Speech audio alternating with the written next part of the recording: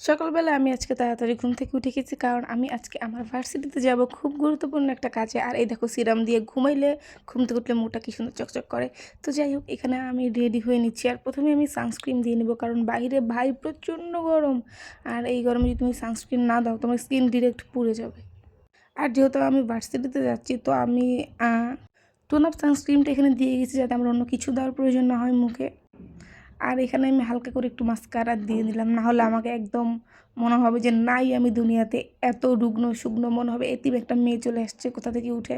তো এই তো আমার ফাইনাল লুক। এখন তোমাদের মনে হইতে পারে, আল্লাহ তুমি ভার্সিটিতে যাচ্ছ এত মেকআপ করে। না ভাই, ওটা ফিল্টারে কেমন লাগতেছিল। আর এটা হলো অরিজিনাল, ফিল্টার ছাড়া একদমই নর্মাল লাগতেছিল আমাকে। তো যাই হোক, এই তো আমি বের হয়ে গেলাম। আর আমি সকালে নাস্তা করি নাই, কারণ আমার সকালে নাস্তা করার অভ্যাস নাই, তাই। আর এই গরমে ভাই বাহিরে বের হইলে অবশ্যই তোমরা সানস্ক্রিন ইউজ করবা। বাট এই গরমে হোয়াইট কাস্ট সানস্ক্রিন ইউজ না করে ভালো ভাই, একদম ভেসে ভেসে উঠবে। অনেক গরম যেহেতু বাহিরে।